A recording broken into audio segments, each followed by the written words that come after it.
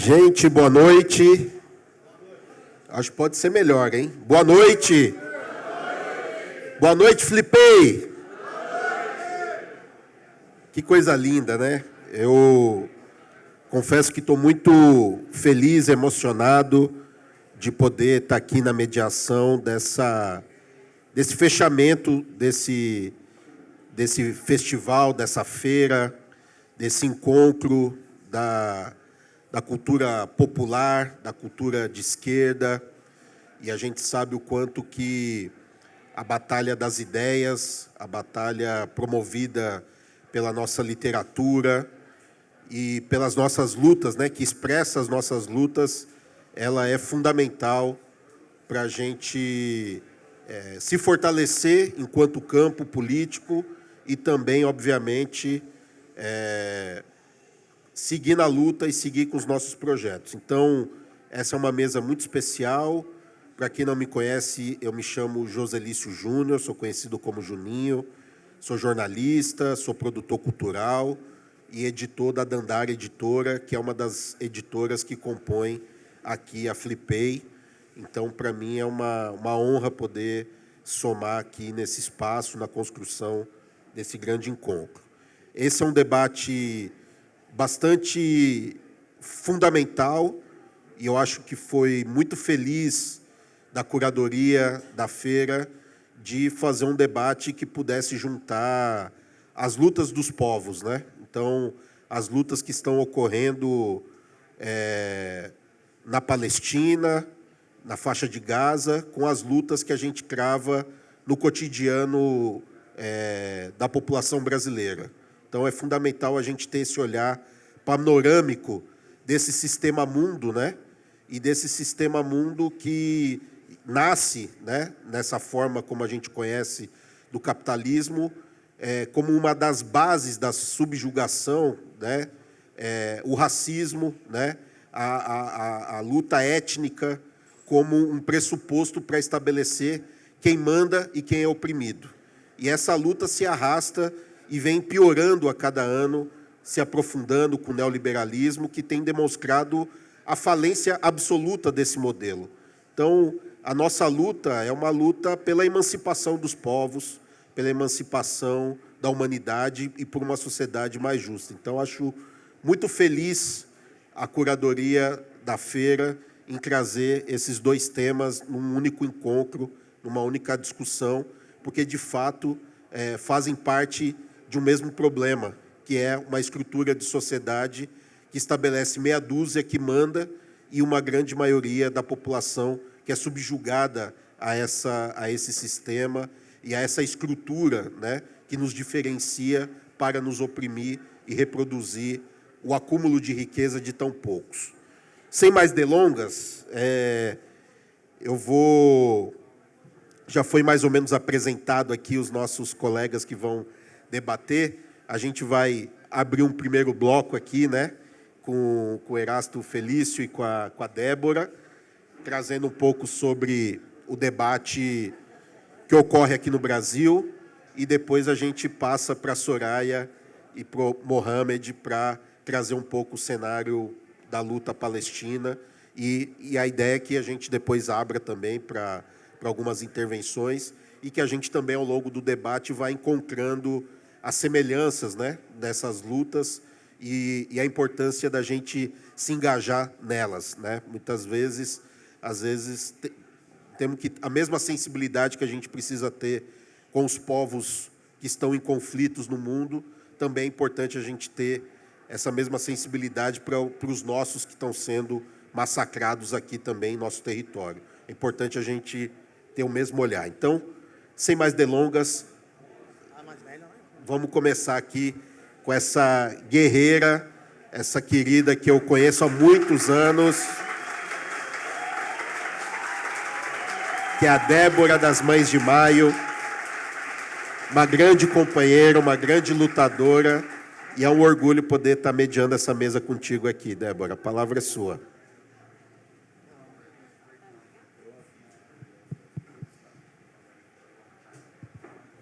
Olha, rebeldia a todos, a todas e a todes.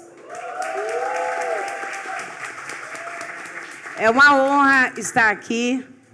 Eu sou de Santos, eu sou do território que virou laboratório para o governo Tarcísio, com as execuções dos nossos meninos dentro das favelas e das periferias. Sou mãe de uma das vítimas, também de maio de 2006, onde ocorreu um massacre em São Paulo. E dizer que é uma honra estar aqui nessa mesa, é uma honra estar nessa luta que não é de hoje, das causas palestinas. Soraya está aqui. Eu não tenho nem palavras, né? E com Mohamed também. E dizer que a nossa faixa de Gaza é nas favelas e nas periferias. A gente sabemos muito bem. A bala que mata lá, mata aqui também. E mata a criança também, e mata também as mulheres. O único grau que a gente tem é que falta humanidade usando uma religião.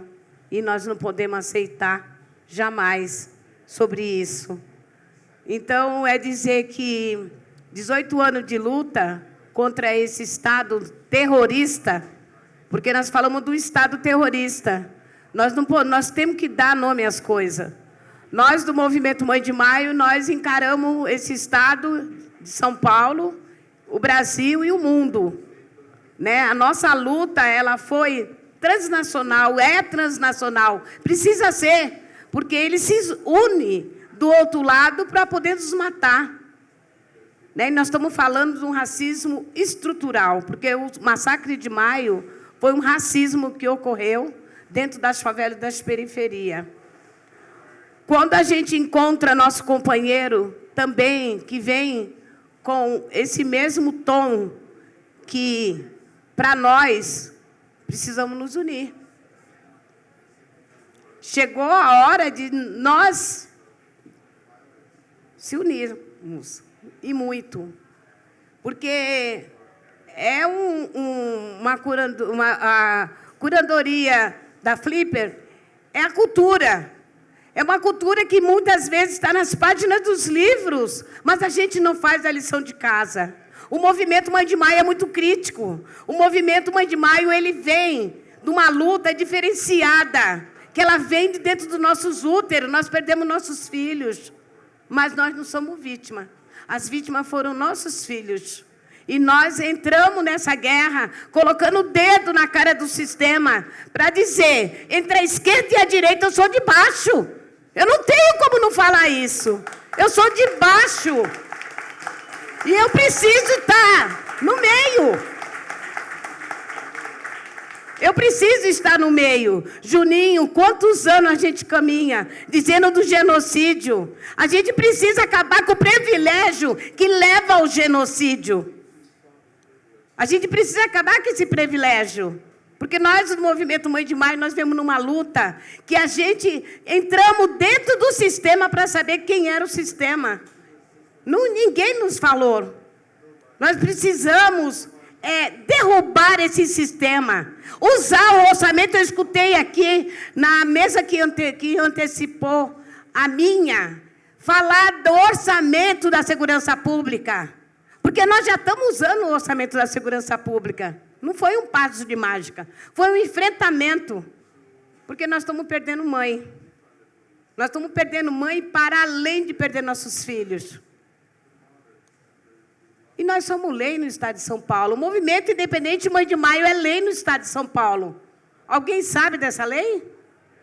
De 12 a 19 de maio, a gente também fizemos com que o Estado tenha essa memória, porque nós vivemos de memória, para sobreviver. E tentar barrar a rajada das metralhadoras, porque não tem outro caminho. A gente precisamos barrar a rajada da metralhadora. E nós todos podemos. Não adianta a gente reclamar, porque atingiu a favela e a periferia e vai atingir outras pessoas, a gente já sabemos. Nós avisamos, a gente sempre está falando, ouçam as Mães de Maio. Porque ninguém imaginava, esse ex-governo, que eu não gosto de falar o nome dele, esse ex-presidente, E a gente fala do ex-vice, do vice nosso, porque foi no mandato dele que a gente não passa pano para assassino. Nós não passamos pano para assassino. Ele não é meu vice. Ele não vai ser meu vice. Ele não é meu vice. Ele pode ser vice de quem quer que seja, mas não é meu. Porque ele tem que acertar as contas com as Mães de Maio. No governo dele, eles mataram mais de 600 jovens. E a maioria dos inquéritos foi arquivado. Porque a gente tem um judiciário que ele é conivente ao que o governo faz. Esse é o orçamento secreto que o governo também dá para o judiciário, para o Ministério Público e também para a Defensoria. A gente sabemos a quantidade que vai para eles sem precisar prestar conta. Não é o PIX secreto, que falam muito do PIX secreto. Nós estamos falando de uma verba nossa, que somos cidadãos que pagamos nossos impostos. E pagamos muito caro. Então, a gente temos que ter um olhar diferenciado para o orçamento da segurança pública, que é o maior orçamento que vem muito mais na segurança pública do que na educação, na saúde e na moradia digna. E também dizer que o movimento, ele vem colocando a faca no pescoço do presidente da República, porque nós queremos a pauta das Mães de Maio no orçamento do governo. Nós queremos a pauta, e a pauta é o atendimento psíquico. A gente vimos falar aqui dos psicólogos dentro das escolas. Nós queremos, nós metemos o pé, nós mãe, dona de casa, nós metemos o pé na porta da universidade e falamos que nós queremos ser pesquisadora. E nós somos pesquisadora do adoecimento dessas mulheres, porque a academia jamais teve esse olhar para nós. E está morrendo mãe. Nós apresentamos essa pesquisa em 5 estados, porque nós também, nos outros estados, nós trouxemos, nós formamos mãe pesquisadora com CNPq. Elas estão registradas com CNPq. Porque nós não queremos só para nós, Movimento Mãe de Maio, mas sim para as mães de maio que o Brasil produz. Porque a gente não pode pensar só no próprio umbigo. Porque não vamos para lugar nenhum. A gente só fortalece essa extrema direita que está aí a todo vapor para nos engolir. E nós sabemos disso. Porque foi na UniOeste que nós debatemos, no Paraná. Renato estava aqui. Nós debatemos no Paraná para o que vinha, que a gente ia enfrentar. E o coisa veio. E ninguém imaginava que ele veio. E ele veio com toda a força. E os filhotes estão aí, firme e forte. Não está morto, está mais vivo do que vocês imaginam. Porque o laboratório de Tarcísio foi feito na Baixada Santista. A tese dele foi construída dia 18 de dezembro. E nós gritávamos para o Brasil, gritava para São Paulo nos acudir. E ninguém queria saber de nós. E nós barramos a primeira Operação Escudo. Eu não estou aqui contando ostentação. Era lágrima de sangue. A gente rolava gritando. E a gente conseguiu barrar a primeira Operação Escudo. Mas a segunda a gente não conseguiu barrar. Porque a tese dele já estava formada. E é uma tese que é a nível nacional. Uma tese miliciana, uma tese de covarde, usar corpos negros de moradores de favela e de periferia que não têm direito à justiça. Eles usaram e usam esses corpos para ganhar o poder. O poder sujo, esse poder sujo que a gente não queremos, esse poder sujo. A gente quer derrubar esse poder. E nós somos a maioria, a gente temos que derrubar, nós temos o dever de derrubar. E nós, como mãe, nós vamos parir uma nova nação e uma nova sociedade. É ocupando Brasília e destruindo aquele mal que tem lá dentro. A gente temos que furar as bolhas não foram furadas ainda. Precisamos furar as bolhas para poder ganhar esse parlamento. Senão a gente não vai ganhar. A gente vai continuar sofrendo, porque a gente não faz a lição de casa. Se a gente fizer a lição de casa, com certeza a gente não precisa estudar para a prova. Porque a prova está aí, é a lição de casa. Então, se só pensam de 2 em 2 anos nas eleições, vamos para a base é abandonada, a base se vira nos 30. As bases não querem só o candidato na hora da eleição. Precisamos, as igrejas não saem da base. As igrejas estão dentro dos territórios e tomaram os territórios de nós. Por quê? Porque ninguém tem tempo. Se tirar um dia no final de semana, deixar a ostentação e ir fazer a lição de casa, eu duvido que a gente não ganhe essa porra toda.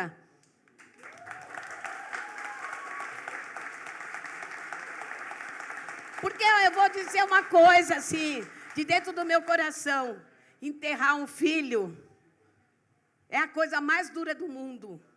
Mas ele não foi em vão. Ele veio para a transformação. Porque eu era uma dona de casa. Imagina, eu era uma dona de casa como várias dela. A única coisa que o governo e esse sistema se deu mal, que eles mataram meu filho. Ele devia ter me matado. Era eu que ele tinha me matado e as outras mães, que é milhares de mães lutando para muitos de vocês continuarem vivos. Porque a segurança pública ela está em todo o movimento oprimindo. Não é só no movimento dessas mães. Essas mães não têm que carregar o genocídio nas costas, sozinha. Jamais. Então, é 18 anos de luta, de segunda a segunda. Olha, eu larguei, você custa caro para mim essa luta. Eu larguei meu lazer para estar aqui. Porque aqui eu preciso respirar o cheiro do calor humano para poder sobreviver. Porque nós sobrevivemos. E precisamos derrubar o sistema. A gente tem uma PL, a PL do adoecimento. A gente tem uma PL também que ela agloba também a reparação econômica social, porque essas mulheres não conseguem mais trabalhar. Ou elas lutam para a justiça pelos filhos, ou então elas vão morrer. Quantas nós já enterramos? Mas veio um sinal assim, um sinal muito forte, sabe? Quando a gente enterramos a Vera Lúcia Gonzaga, a mãe da grávida de 9 meses, né? Militante, lutadora, e ela morreu de depressão, né? Que tentaram simular que ela tinha se suicidado. Mas várias mães que nós encontramos no Ceará, em Salvador, elas são suicidas. Porque ninguém quer saber de uma mãe chorando, ninguém quer saber da história de uma mãe repetitiva. Ficam falando que elas são repetitivas, mas eu digo para vocês, quando a gente vimos que ninguém ouvia nós fomos cutucar a ciência, porque a ciência não tem nome para a mãe que perde o filho. E nós vamos conseguir dizer qual é o nome. O nome se chama Revolução, para parir um novo Brasil e uma nova sociedade. Por enquanto, eu vou parar por aqui para poder escutar essas pessoas que eu tanto amo, porque eu também sou da causa palestina. Obrigada.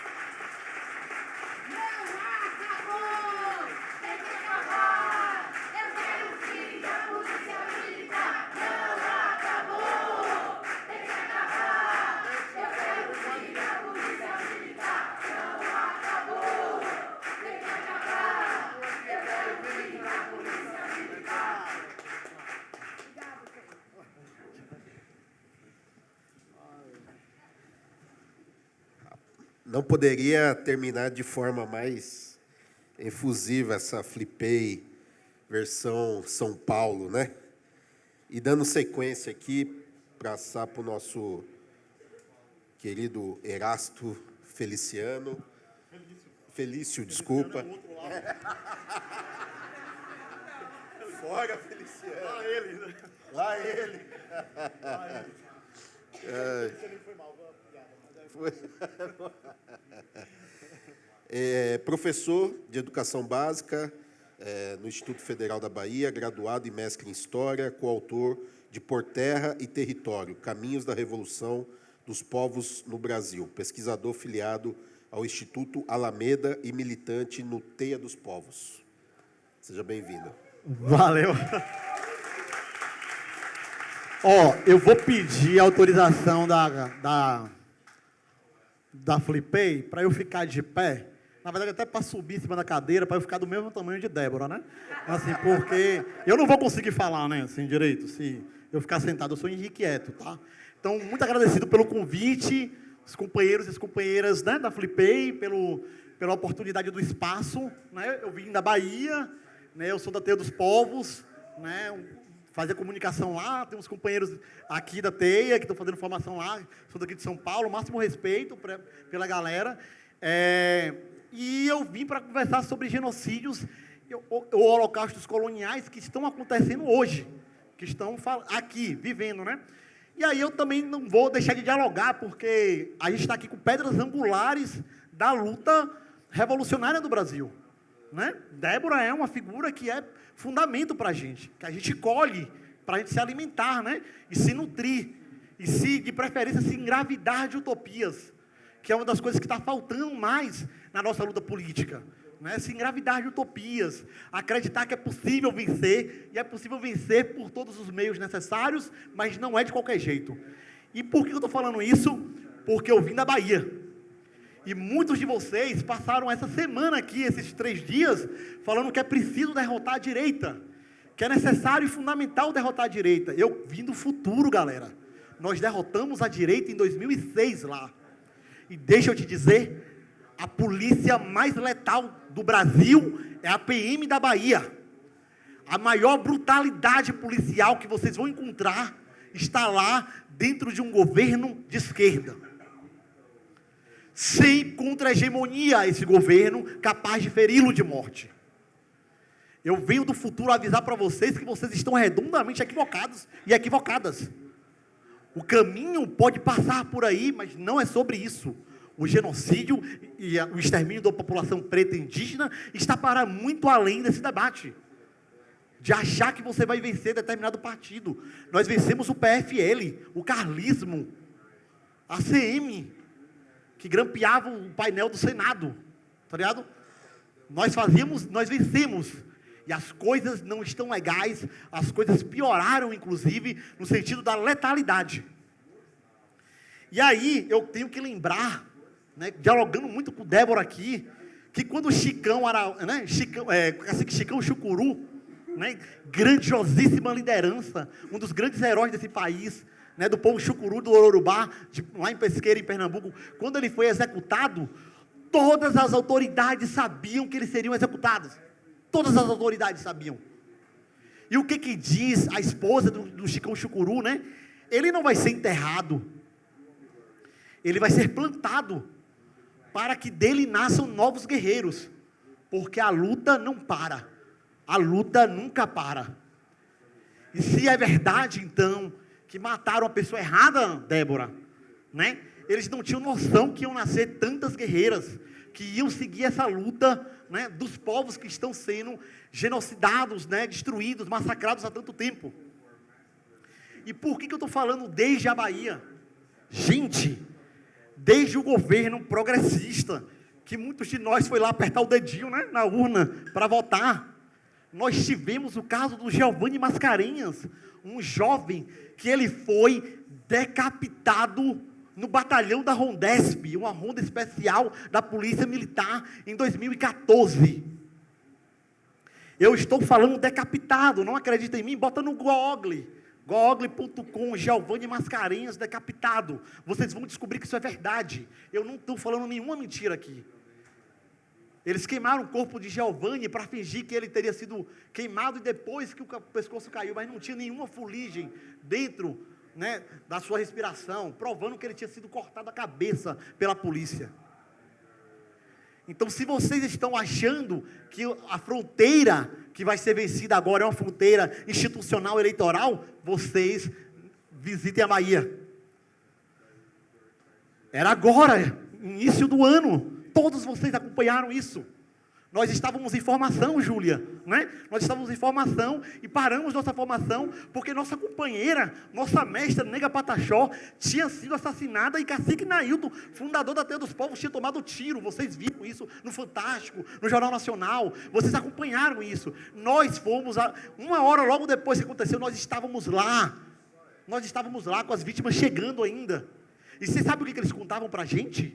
Que a polícia militar foi antes garantir que os Pataxó não estivessem com armas, e assim que eles descobriram que os Pataxó não estavam com armas, eles deram salve para os fazendeiros virem, e os fazendeiros vieram depois, sabendo que os Pataxós estavam desarmados, e executaram o Nega Pataxó, e atiraram em Cacique Nailton para matar, com a polícia militar assistindo tudo.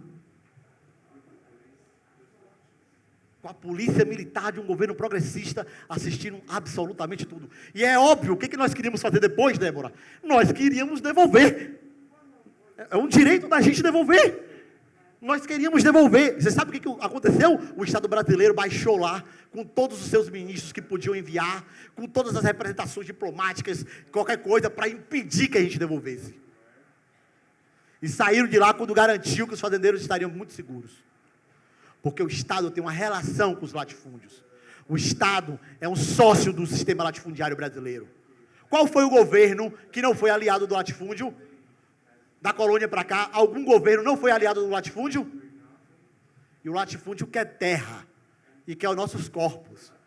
E aí Soraya e Mohamed, nós pretos e pretas, nós sabemos que não é uma novidade ser caçado nesse país, gritando Allahu Akbar, de lutar por liberdade, dizendo Auzu billahi minash shaitanir rajim, ou La hawla wala quwwata illa billahi al-aliyyil azim, porque nossos antepassados no Islã, os Haussás e os Malês, fizeram rebeliões aqui, para garantir o direito de vida da gente.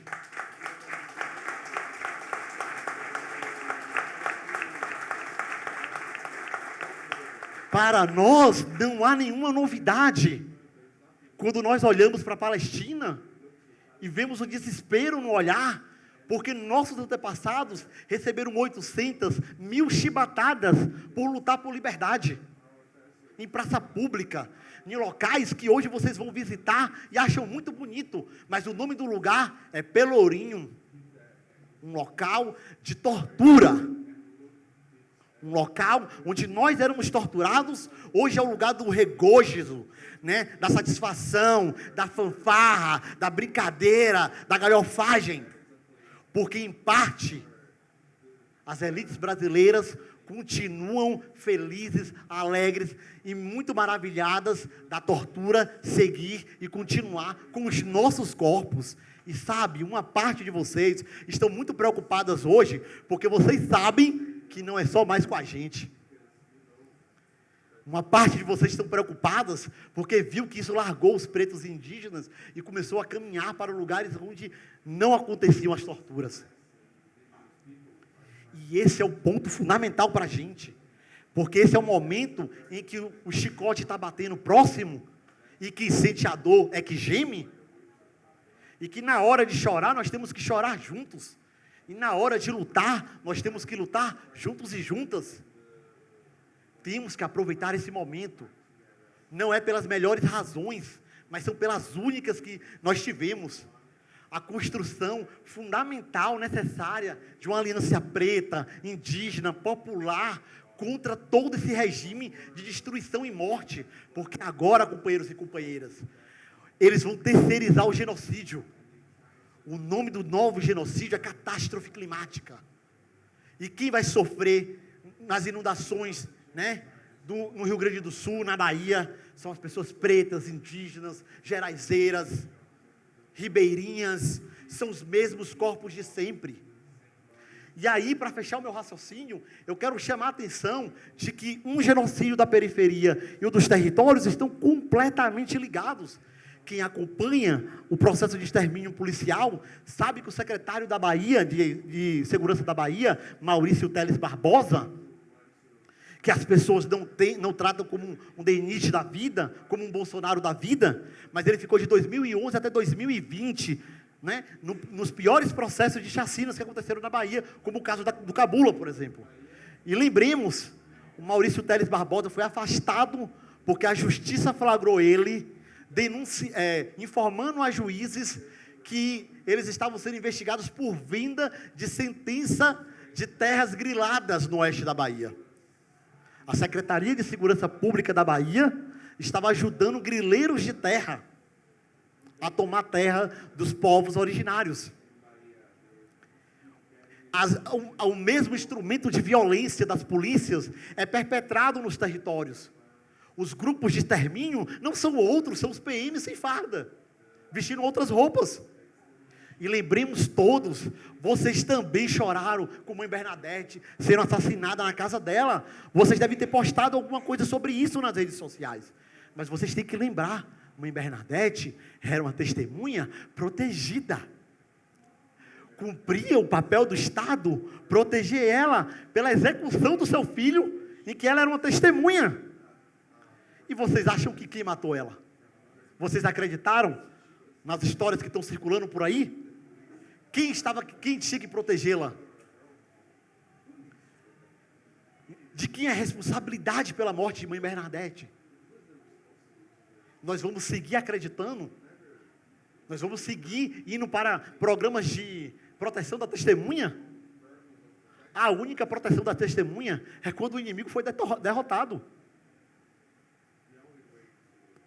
Quantas mulheres, né, com proteção para ter distância do marido foram executadas por ele? A proteção da gente é nosso adversário está derrubado. E vocês podem inclusive achar que é muito violento, mas é só porque essa dor ainda não atingiu seu corpo. Na medida em que atinja, você vai saber que é preciso revidar, que é preciso devolver, é preciso reagir, senão a gente vai estar morto e morta. Então, gente, desde o local onde nós já vencemos a direita, eu quero deixar muito claro para vocês que há um prêmio para quem consegue ser desmatador, genocida, violento, mas fazer tudo isso sorrindo e falando de direitos humanos. O governador que fez isso é ministro da Casa Civil. E quem fez isso no Maranhão é do Supremo Tribunal Federal. E a gente normalizou aqueles que nos mataram. E a gente normalizou aqueles que contabilizaram nossos corpos para o desenvolvimento econômico.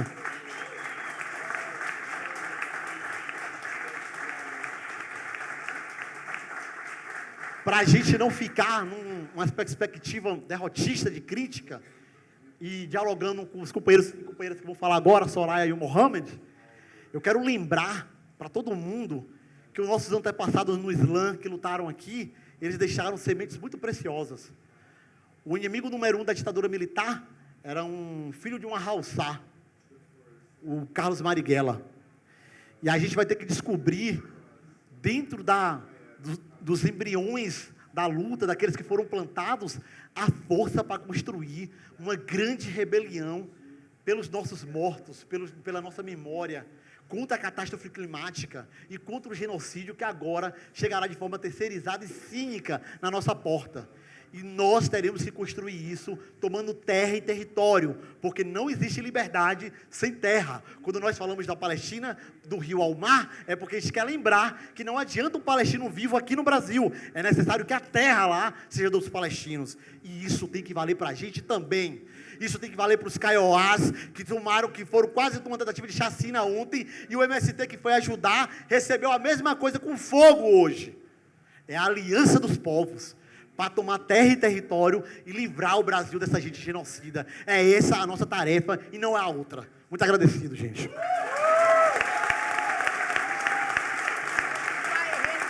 Ocupar e resistir, ocupar e resistir, ocupar e resistir, ocupar e resistir, ocupar e resistir.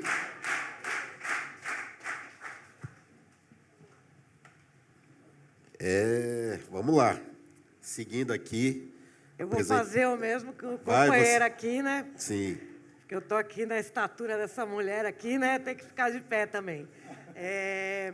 Boa tarde. Primeiro, agradecer imensamente a oportunidade de estar aqui. porque cada lugar que a gente pode ecoar as nossas vozes, as vozes palestinas, é uma oportunidade. Porque a gente vem sendo silenciado, demonizado, desumanizado há muito tempo. Não começou agora. Então, primeiro, quero dizer que eu quero expressar, mais do que solidariedade, a nossa resistência com a luta das mães de vítimas.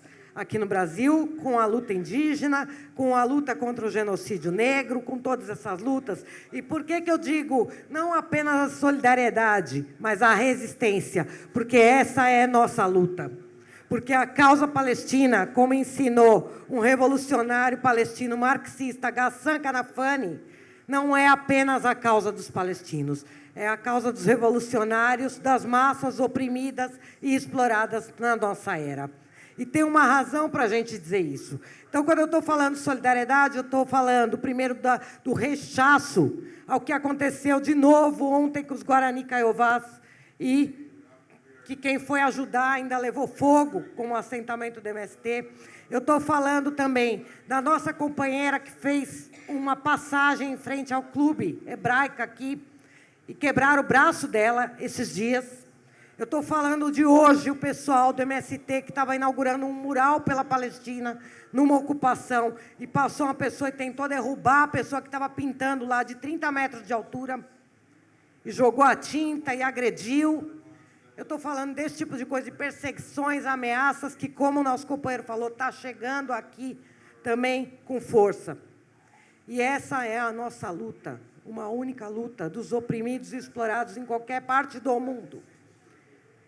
Quando, em 2012, a Débora teve no Fórum Social Mundial Palestina Livre, lá em Porto Alegre, ela se encontrou com uma mãe palestina. E foi a coisa mais linda que vocês podem imaginar, o encontro das mães de vítimas com a mesma bala, porque é a mesma bala.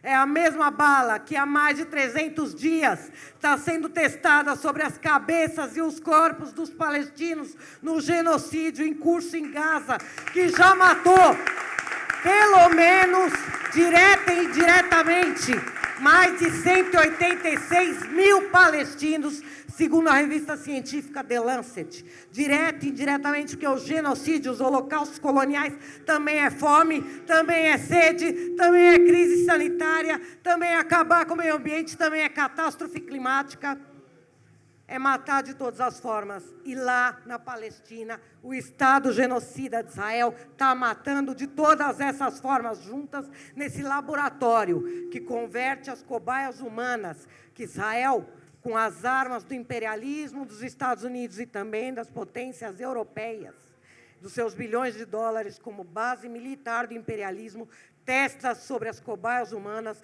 para depois vender para o mundo. 70% vai para exportação.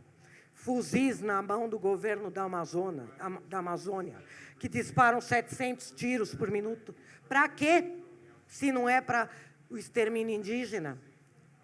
Armas e caveirões na polícia do Rio de Janeiro e na mão do BOPE, promovendo o genocídio pobre e negro. Enquanto estava a Operação Escudo, que a Débora citou aqui, Tarcísio foi lá apertar, combinadas essas mãos manchadas de sangue, com o genocida de lá, o genocida daqui, para trazer mais dessas tecnologias, para fazer mais mães de vítima. E nós temos que dizer não. Nós temos que dizer chega das nossas mães derramar a lágrima lá e derramar a lágrima aqui, porque a lágrima que é derramada lá, depois serve para derramar a lágrima aqui. Até quando? São mais de 300 dias. Mais de 300 dias. E é isso que a Débora falou. Nós temos que entender que essa luta é nossa. O governo Dória comprou fuzil de Israel, blindado israelense, para reprimir, criminalizar e para matar pobre negro na periferia, lá na Baixada Santista, em todos os lugares. Essa é a nossa luta. É uma luta da humanidade. E nós estamos falando de mais 300 dias de genocídio em curso em Gaza, criança decapitada. Ontem aconteceu mais um massacre, é uma coletânea de massacre, gente. A gente não consegue mais narrar para vocês. É inominável o que está acontecendo, inominável. É bebê decapitado, aquela mentira que divulgaram Porque é óbvio, a gente não é humano igual aos outros, a gente é os outros.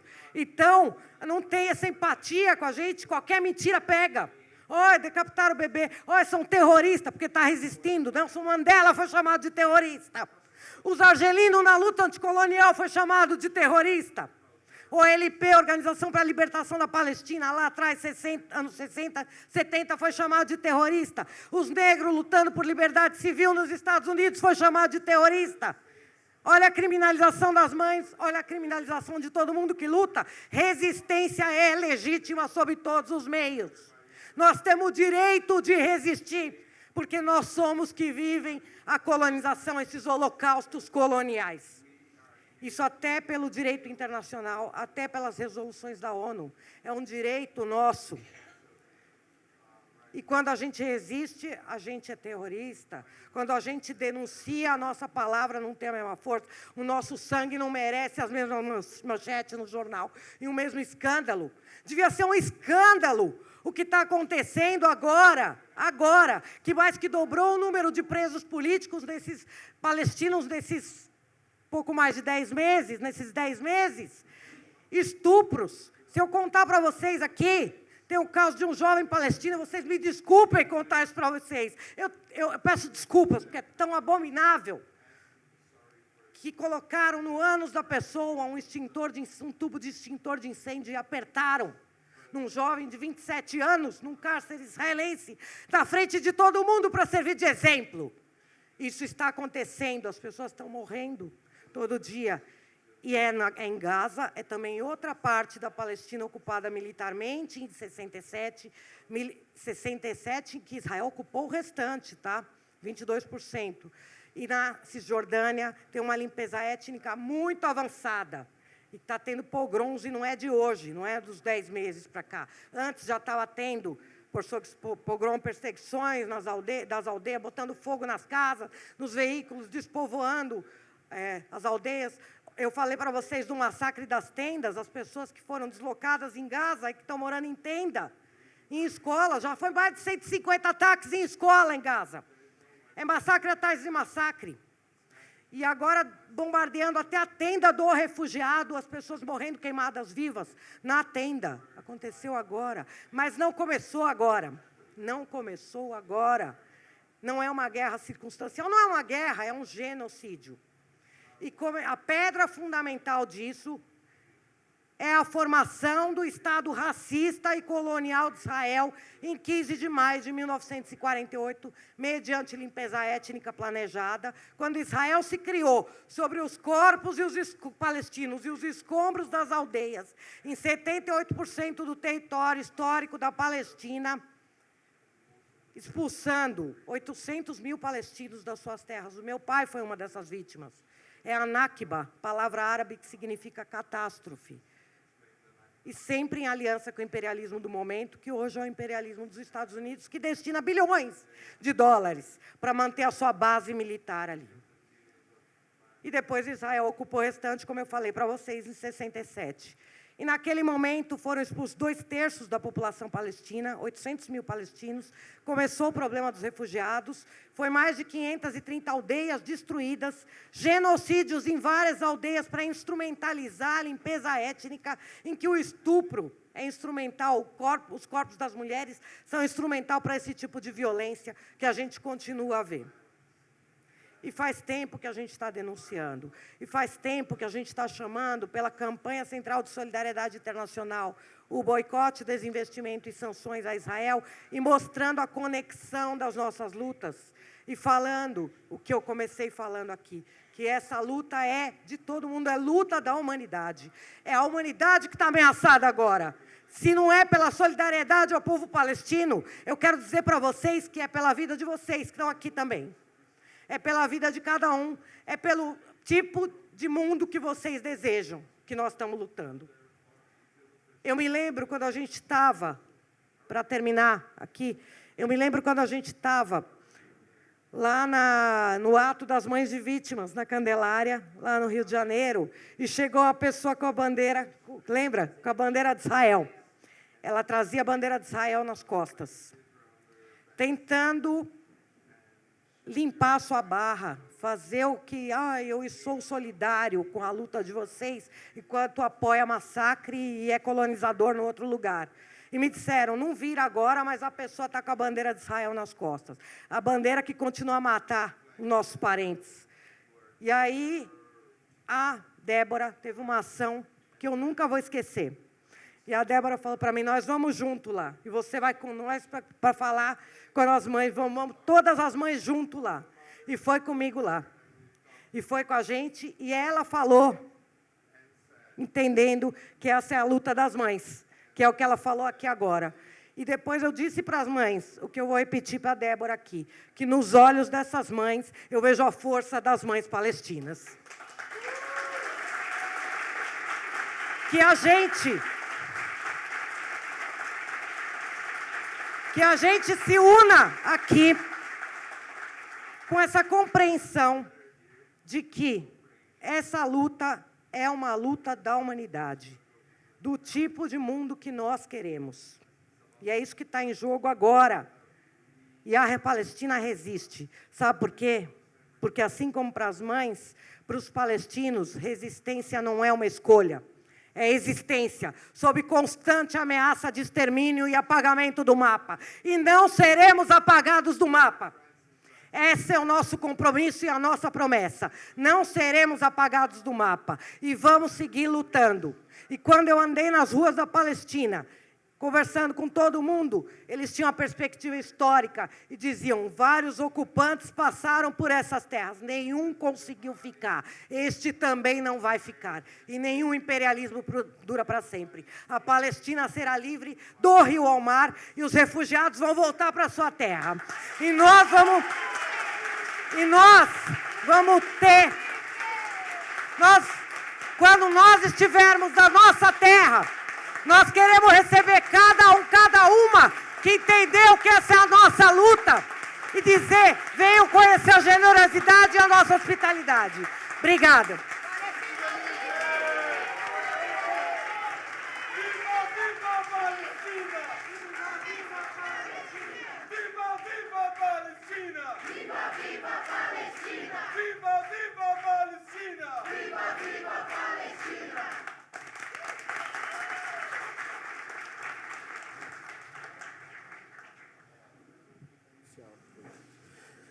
Uau, demais. Antes da gente passar a palavra para o Mohamed, quero dizer que tem uma banquinha das Mães de Maio ali no fundo. Importante fortalecer ali, uma salva de palmas ali para a companheirada que está ali. Tem camisetas. Não sei se tem livros também. Tem livro? Tem livro, tem camiseta. Então, vamos fortalecer a luta aí das Mães de Maio. Também dizer que também está disponível para venda aqui o livro editado pela Autonomia Literária, Em Estado de Choque, Sobrevivendo em Gaza, sob ataque israelense, do nosso querido Mohamed Omer. É isso aí. Então, com você a palavra. Muito obrigado aí pela presença. So now you can speak. Well, thank you so much for having me. It's a great pleasure to be in Latin America for the first time and definitely in Brazil for the first time. Muito obrigado por me receber. É minha primeira vez aqui na América Latina, é minha primeira vez no Brasil, eu estou gostando muito. I really want to thank Flebio for insisting to bring a voice from Gaza to Brazil. Thank you so much. Queria muito agradecer a Flip por insistir em trazer uma voz de Gaza para o Brasil. Muito obrigado. I have had a lot of emotions while listening to some of my colleagues in the panels here, especially in issues related to genocidal war and the killing of civilians and the deliberate killing and assassinations of civilians. Eu fiquei muito emocionado em ouvir meus colegas de painel, especialmente falando sobre a morte de civis e o genocídio que acontece no mundo, especialmente feito pelo próprio Estado contra os cidadãos brasileiros. The story of Gaza is still continuing a struggle until today. As Soraya was just speaking, about 300 days Palestinians are going through the most devastating stage in the Palestinian lives. A questão de Gaza é que, como a Soraya contou, a gente está passando há 300 dias já um dos momentos mais devastadores da história da luta palestina pela sua própria libertação. Hospitals bombed, schools bombed, museums bombed, churches bombed, mosques bombed, roads bombed, clinics bombed, parks bombed, water facilities bombed. Are you going to remember that?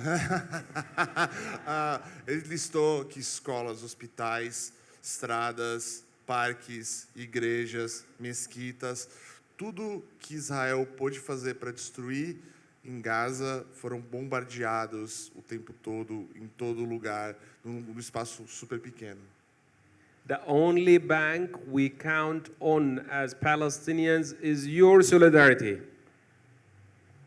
The only bank we count on is your solidarity, people of Brazil. We really live on that solidarity. It's very important for us.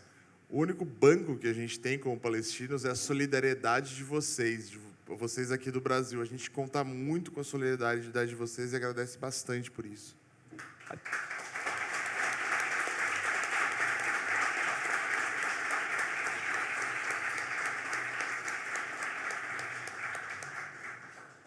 When people in Gaza know that I'm here in Brazil and so many people are stuck and they are not able to get outside to get to their story and to speak to the outside world, there are so many messages that are bringing with me to all of you so that we can act together and end the genocidal war and support a ceasefire now. Então, é muito difícil que muitas informações cheguem do nosso lado da história. Então, eu estou aqui para contar o nosso lado da história e falar de coisas que a gente pode fazer agora para acabar agora com esse genocídio que está acontecendo em Gaza. The international community has failed in the big test of humanity in Gaza. We saw it today. People are left behind. As pessoas estão sendo deixadas para trás. O sistema internacional falhou e continua falhando com o Estado palestino, porque a gente pode ver até agora a situação que está acontecendo em Gaza.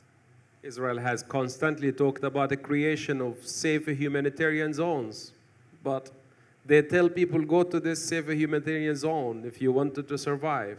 People go there, they kill them there.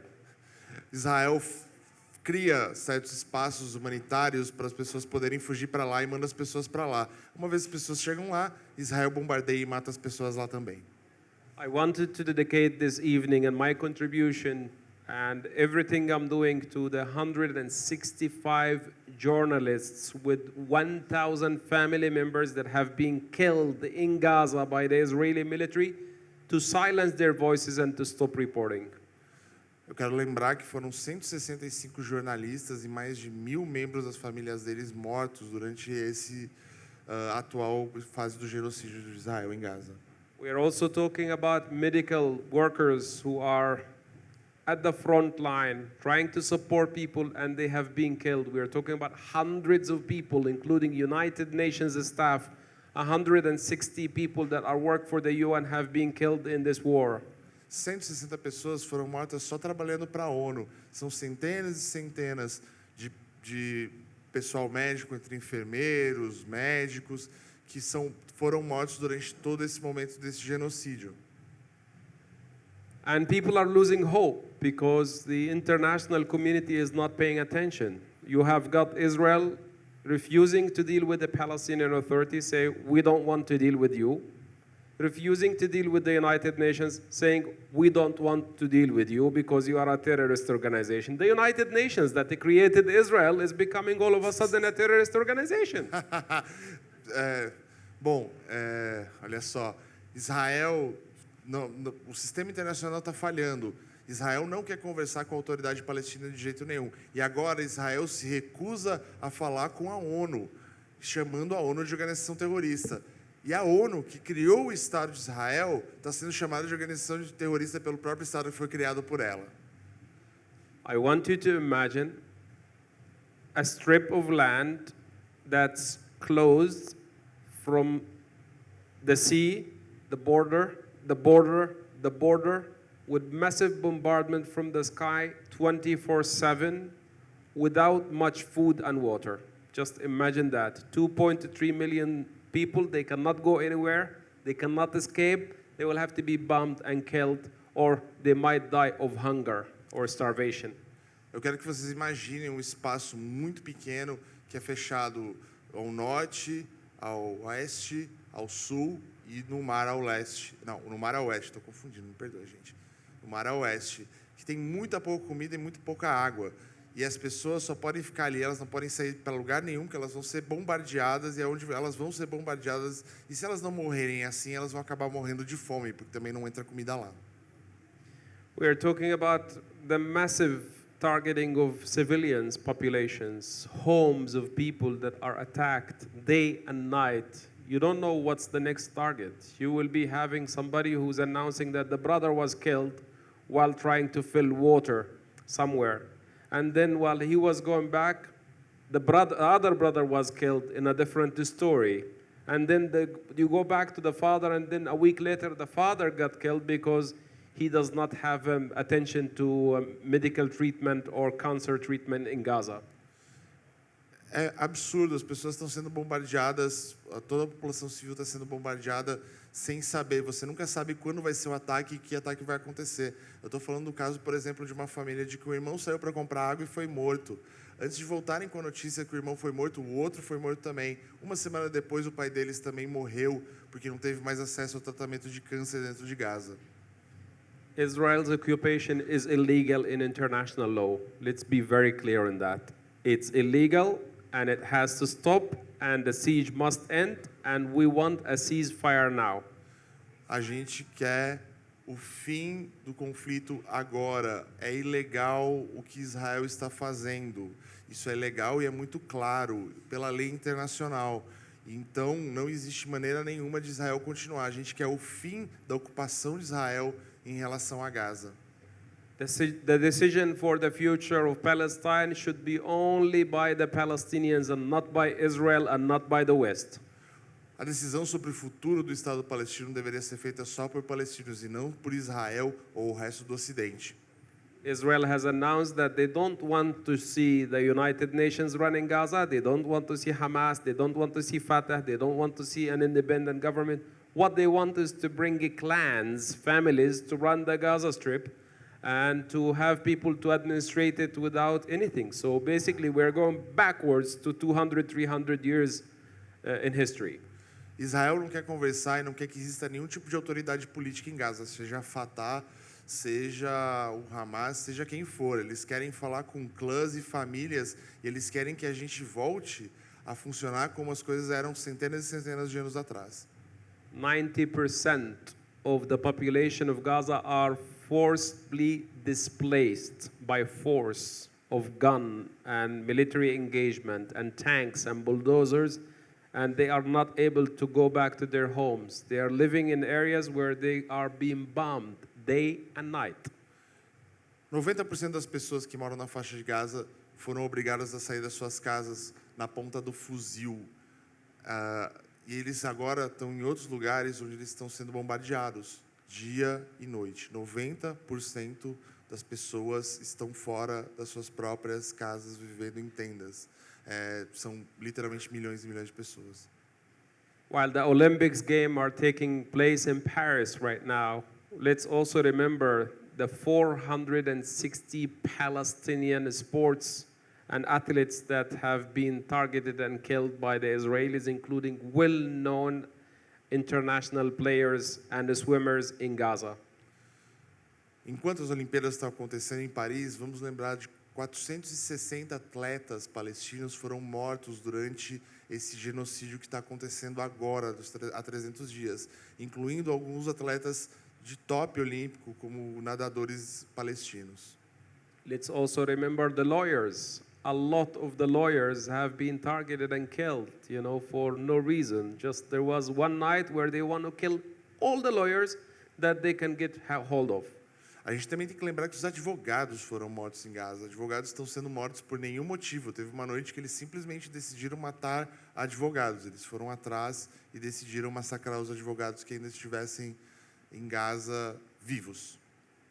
So what Israel is creating? A chaos, a situation where policemen have been targeted and killed, ambulance crew have been targeted and killed, lawyers have been targeted and killed.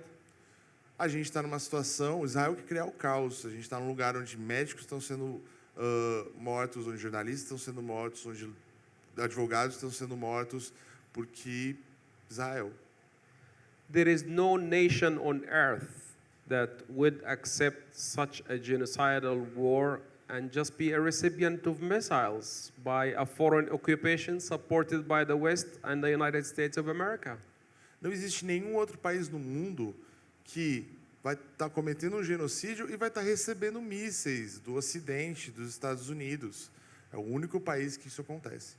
The solution is very easy. End the Israeli occupation. Stop this supremacy over Palestinians. Give them their lands. We wanted to live in our lands. We wanted to be able to be in control of our lives, and we wanted to also live in total freedom without the restrictions of the Israelis, without the killing, without the closure of the borders.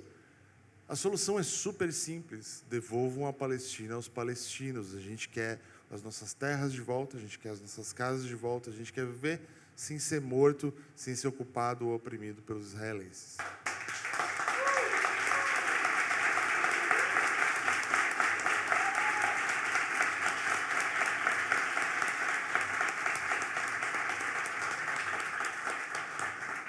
Tá bom?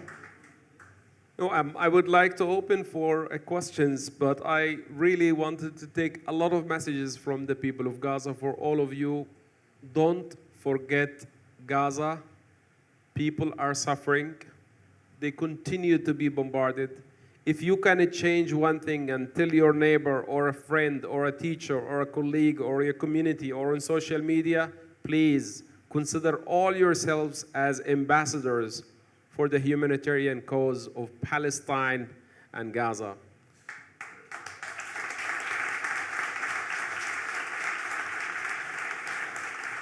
Ele quer pedir para todo mundo, antes de abrir as perguntas, ele quer lembrar assim, não esqueçam da Palestina, não esqueçam de Gaza. Cada um de vocês é o embaixador humanitário da causa palestina. Falem com seus irmãos, com seus tios, com seus professores, com seus colegas de trabalho, usem as suas redes sociais, mas cada um de vocês é um embaixador humanitário nessa luta contra o genocídio.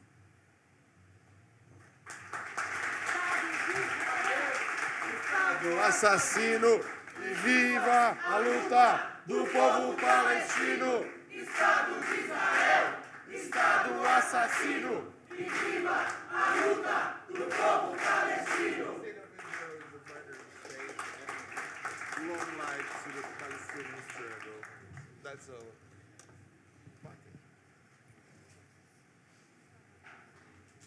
Vou pedir depois para alguém da organização me avisar aqui qual que é o tempo que a gente tem. Mas a minha sugestão é a gente abrir um bloco aqui de 5 perguntas, pode ser? E aí, eu vou pedir para formar uma filinha aqui de 5 pessoas, para a gente usar o microfone que está... Então, já tem o companheiro ali, aí na sequência você, e aí a gente forma uma filinha aqui no canto. Só falar aqui na frente para não dar microfonia aqui, tá? Então, é o companheiro, aí 5 pessoas aqui, aí depois a gente vê se dá tempo de fazer mais um bloco. Eu quero dar boa noite a todas e todos aqui. Meu nome é Alexandre Linares, sou do Sindicato dos Jornalistas de São Paulo. Eu tinha preparado uma fala para o nosso irmão Mohamed, mas antes fiquei muito emocionado com a fala da Débora, porque há uma ligação entre o que aconteceu nos dias 12, 13 e 14 de maio de 2006 com o que acontece na Palestina. Eu trabalhava numa editora em 2006, por acaso junto com o tradutor do Mohamed, e no final da tarde do dia 13, nós fomos dispensados, porque os ônibus de São Paulo pararam de circular. a ocorrência das ações de Estado contra os jovens fizeram os ônibus pararem de circular na cidade. Alguns aqui devem lembrar que as pessoas começaram a ser dispensadas do trabalho e voltar para casa no meio da tarde a pé, porque é o único jeito. Quando eu cheguei na minha casa, no começo da noite, um motociclista passou correndo e jogou a sua moto dentro de uma padaria que ainda estava com uma porta aberta. Atrás dele, tiros e mais tiros. E esse jovem só não foi assassinado naquele momento porque ele jogou a moto dentro de um lugar que tinha gente. Ele apanhou muito na nossa frente. Na época nós não tínhamos celular para filmar. E ele só se salvou naquele momento porque ele tinha gente ali para ser testemunha. No dia seguinte eu soube de um amigo da Baixada Santista, o Newton, da Conceiçãozinha, que perdeu o filho dele, que tinha ido trocar o presente do Dia das Mães no shopping. E há um nexo com o que acontece entre a Palestina e o que acontece na ação de cada farda no Brasil. Eu quero dizer ao Mohamed que o Sindicato dos Jornalistas, há 6 meses atrás, fez um ato aqui em São Paulo, um dos seus maiores atos em anos, para manifestar o repúdio e a solidariedade, o repúdio ao Estado de Israel e a solidariedade ao povo palestino, por conta do massacre a todo o povo, mas a um alvo particular. Um alvo que foi prioritário, jornalistas palestinos. O Estado de Israel mata jornalistas para esconder a foto, para esconder a história, para esconder o fato de que há um genocídio em curso. Durante toda a Segunda Guerra Mundial, morreram 69 jornalistas nos países onde houve conflito. Mohamed completou. Em 300 dias, nós tivemos 165 jornalistas e fotógrafos assassinados.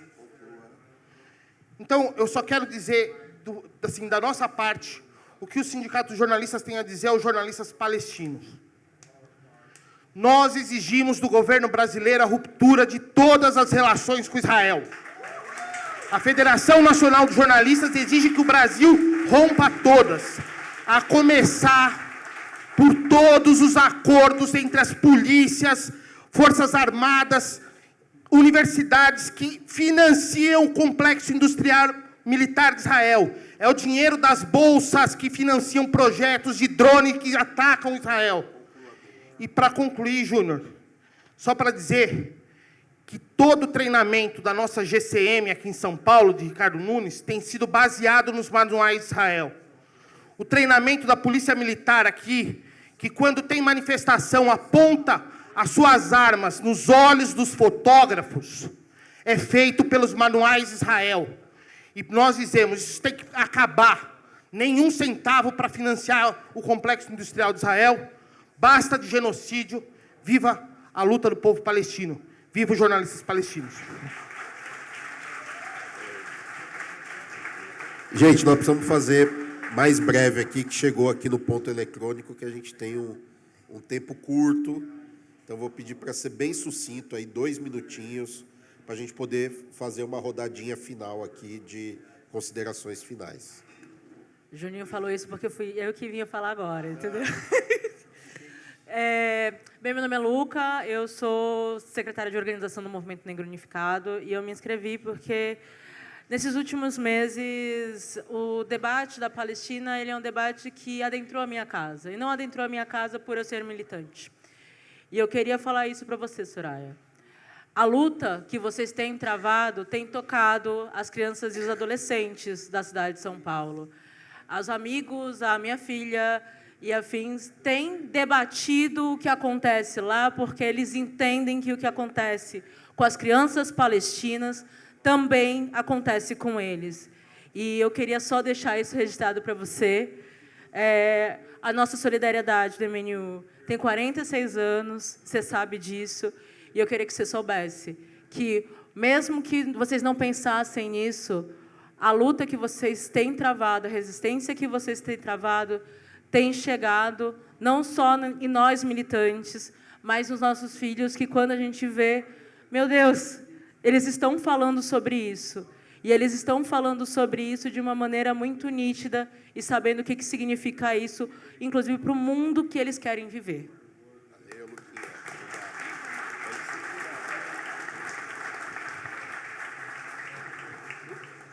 Boa noite à mesa, boa noite a todos, menos a quem trabalha nas forças de segurança, são todos vermes.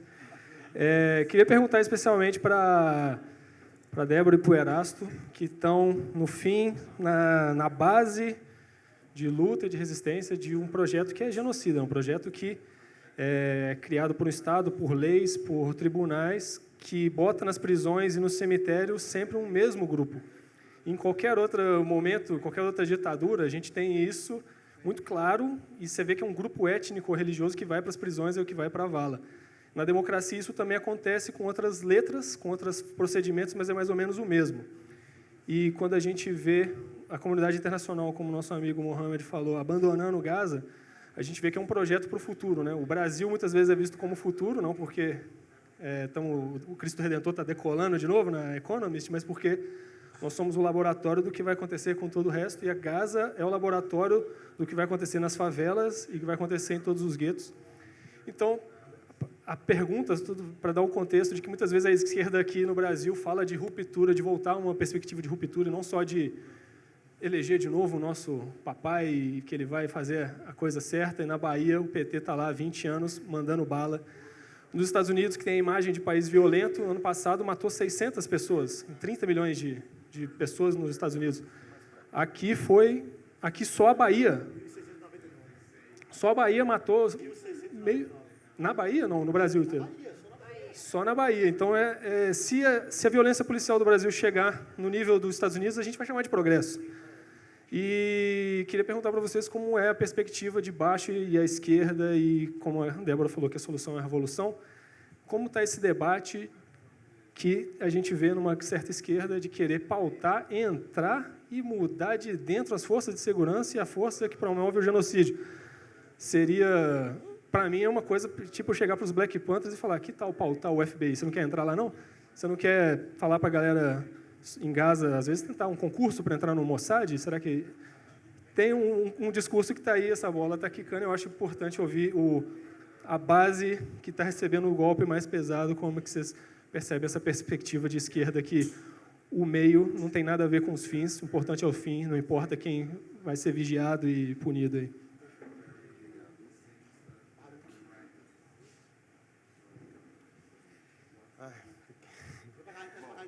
Mais para cá. Boa noite, meu nome é Cleiton.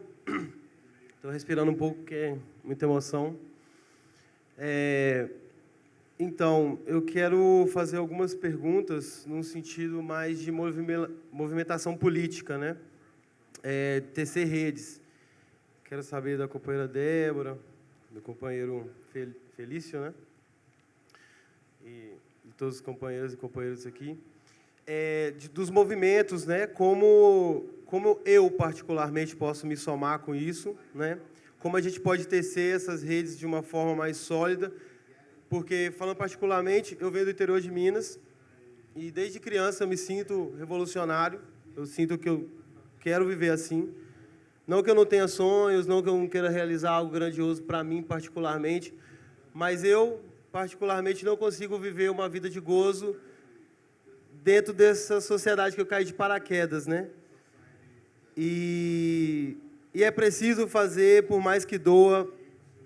Eu não quero que toda essa informação que chega de Gaza ou que chega do Oriente Médio, de vários outros povos, né? A gente está falando, tem a Revolução Curda, que é a Primavera Árabe, que é uma referência de resistência, né? Que traz um pouco mais de esperança para a gente assim também. Esperança não, movimentança, né? Porque eu não espero nada. É o esperançar do... Mas, enfim, eu quero saber mais praticamente, tem alguns detalhes que eu não posso falar aqui, mas eu quero ir para o Oriente Médio agora, recente, quero trabalhar com agroecologia lá, mas também conheço muitos movimentos aqui da rede, porque a agroecologia não é só trabalhar com plantas, não é só fazer bioconstrução, é todos esses debates políticos juntos, porque é a base, é a terra, né? a gente já sabe que direita e esquerda, duas asas do mesmo pássaro, né?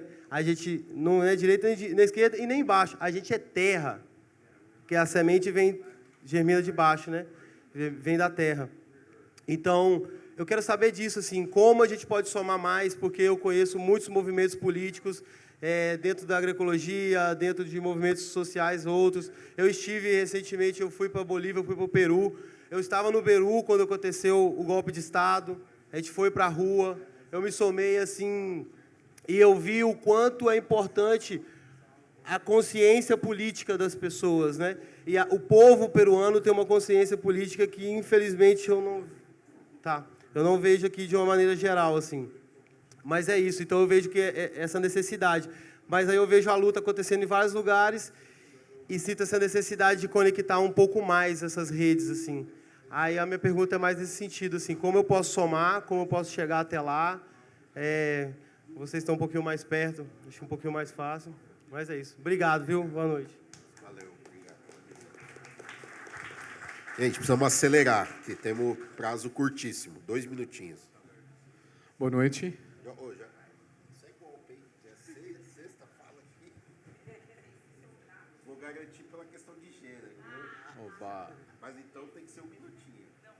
Vamos lá. Boa noite a todos. Boa noite à mesa. Obrigado por mais uma aula que a gente escuta. Sobretudo, vez que eu escuto você, eu choro tanto por tudo que a gente passa como a gente. Venho como a gente para cá. Me chamo Ana Sobed, eu sou jornalista, ativista de direitos humanos.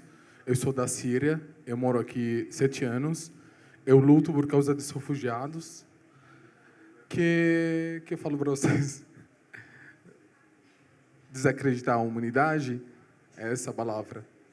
Porque que a gente assistiu na Síria nos últimos 13 anos, ou antes na Iraque, desde 2003, que é chamado Guerra ao Terror, que os Estados Unidos lançou para resgatar o Oriente Médio, que a palavra Oriente Médio a gente não usa. Como os povos originais de terra síria, a gente somos povo do Oriente. Oriente Médio, um termo foi usado exatamente para inserir o Estado de Israel. Hoje em dia a gente discute a resistência dele na nossa terra ou não. Em 2003, eu tinha 13 anos. Eu acordei na Al Jazeera. Eu vi uma cena de retirar uma criança no colo de pai, chamada Mohammed al-Durra, uma criança palestina. Foi retirada do colo do pai, foi exibida para o povo jovem e crianças árabes. Começou lá um projeto para inserir violência na mente da população que mora nessa região. Para tudo que acontece, vira para a gente, para o mundo, algo normal. Mas jamais morte do meu povo, jamais morte do povo palestino, jamais povo, morte que povo se tornar normal. Mas, gente, a gente está falando sobre 1,5 milhão de iraquianos mortos, 1 milhão de sírios mortos. Os palestinos que estão morrendo agora, durante 300 dias, a gente está assistindo a primeira genocida televisionada transmitida ao vivo. Essa vai registrar na história. O que estamos fazendo nessa época? A irmã que estava aqui falando que as crianças estão falando mais que os adultos, sim, porque as crianças brasileiras não estão achando uma resposta. Eu vou concluir. Como ativista de direitos humanos, falo que eu trabalhei na campus de refugiados no Líbano, trabalho aqui com todos os ONGs que diz trabalho com direitos humanos, com acolhimento de refugiados. Eu falo para vocês que a gente não acredita mais na estrutura de Nações Unidas, que mesmo ano que colocaram lei de direitos humanos, afundaram o Estado de Israel. A gente não acredita mais. Ou se a gente precisa justificar por nosso sofrimento, devendo Nossos irmãos bombardeados, cortados, mortos, queimados, todo momento tem uma coisa errada no mundo. Mas a gente está no mundo ocidente que ensinou, educou o mundo ocidente muito bom para falar não, aqueles árabes que não dá certo, sabe? Tá tudo bem, eles que matam LGBTQ+, eles que não dão às mulheres direitos para garantir esse silêncio mundial. Mas jamais essas mortes virão uma coisa normal para a gente. Se vocês vão falar, os árabes são revoltados, são bravos, são esses títulos que colocaram em nós. Para quando a gente ser indignados de morte diariamente, virá uma notícia para todos os mídias hegemônicos, para falar sobre a morte de nossos líderes, como se fosse morte de terroristas. Mas nós resistindo, o povo palestino resiste, o povo do Brasil aqui que está saindo morto nas mesmas armas que Tarcísio está indo para lá para comprar, para testar aqui, para provar que ela foi dar certo, já resiste. Muito obrigado, boa noite, desculpa. Eu juro que eu vou ser muito, muito rápida. Eu sou Vanessa, sou professora de jornalismo e sou jornalista. Isso, achei que você estava me perguntando. Agradecer a fala de vocês, enfim, nos conhecemos aí há algum tempo, é sempre um prazer ouvir, sempre reaviva bastante. Mas a minha pergunta vai para o Mohamed. Como professora de jornalista, né, eu encontro muita dificuldade em tratar esse tema, que parece que é um tema só de coração, né? Parece que ele não tem materialidade na hora que você leva para a sala de aula. Eu sou professora de universidade privada, né? Aí a gente tem outras questões, né, nesse quesito. E eu queria saber como foi a sua saída de Gaza e, como jornalista, como você tem enfrentado o debate jornalístico com outros espaços jornalísticos, né? Assim, do ponto de vista da educação mesmo de jornalistas. Se existe uma abertura nesse sentido. Queria escutar você falando um pouquinho mais em relação à profissão e o difundir, né, dessa pauta tão importante. E obrigada, Mohamed, por estar aqui.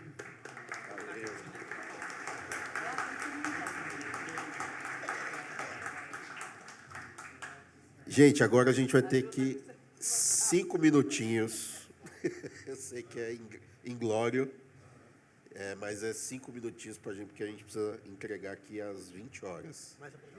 Isso. Massa. Então, vou tentar cumprir. Primeiro, agradecer as perguntas, né, do Cleiton, do Baruch.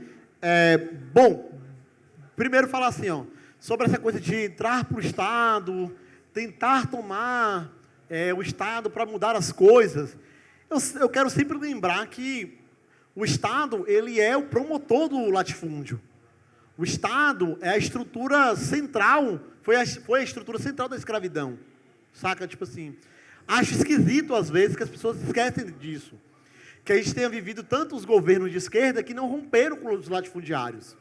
E latifúndio é isso, né? É tomar a terra, expulsar as pessoas que vivem naquela terra, entendeu? De preferência, de forma matando elas, para que elas não tentem voltar para lá, novamente, né? Encher as periferias de gente e depois mandar o aparato militar, né? Atacar a periferia, entendeu? Assim, é isso, gente. E isso não é para desacreditar, porque eu estou dizendo assim, ó, se você está no caminho da luta política para conquistar o Estado, para tomar um aparato, eu quero que você saia vitorioso e vitoriosa. Eu estou torcendo por vocês.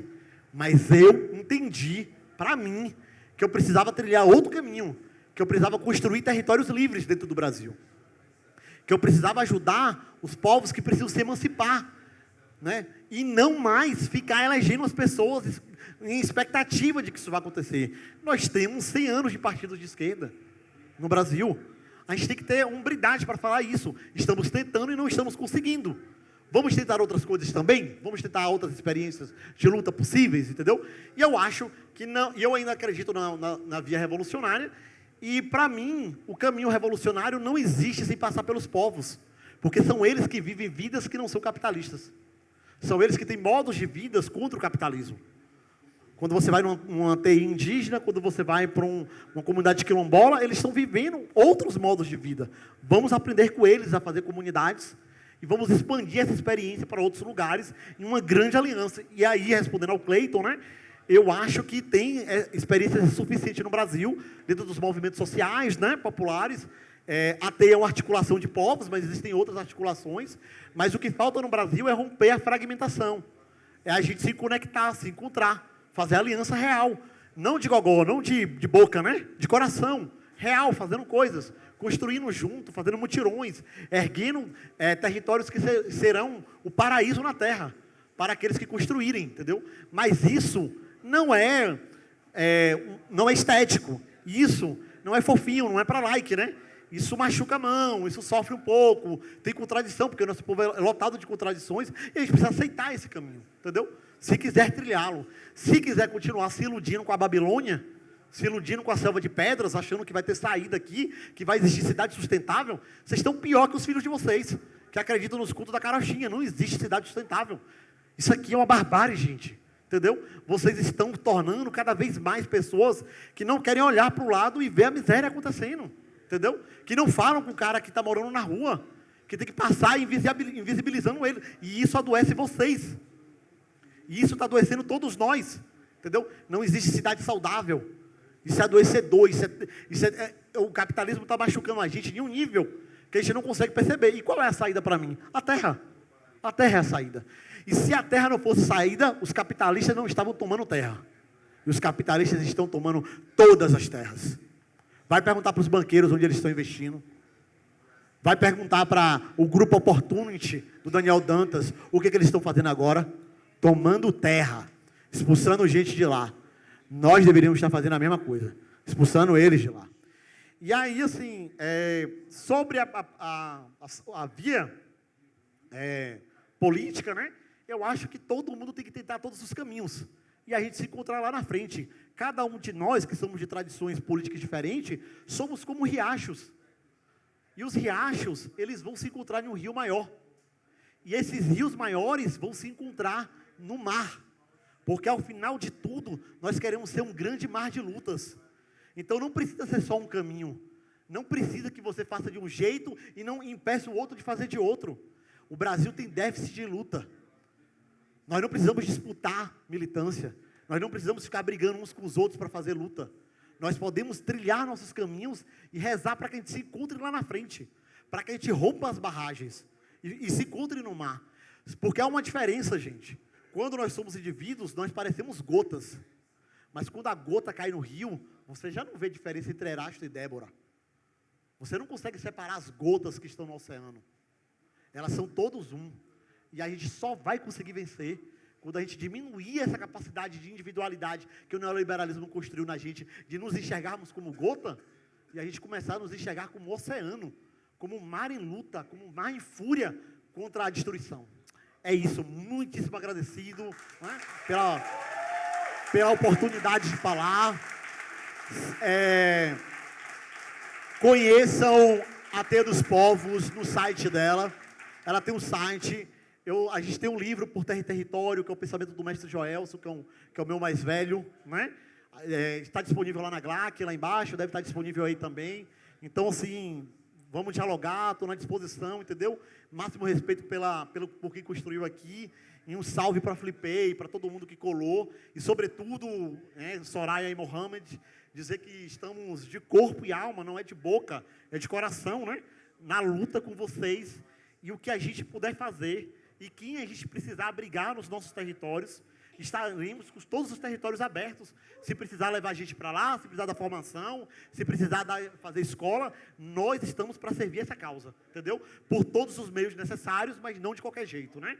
Com o jeito que a gente encontrar no diálogo com a gente. É isso, muito agradecido.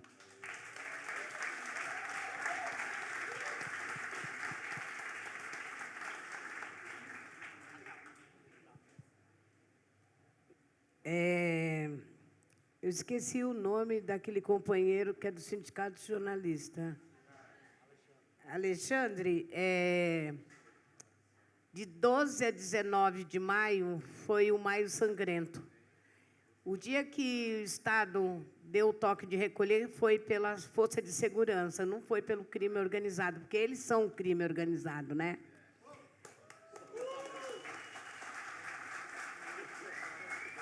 Então, o dia que teve o toque de recolher foi no dia 15 de maio, né, de meio-dia em diante. Foi o dia que mataram meu filho.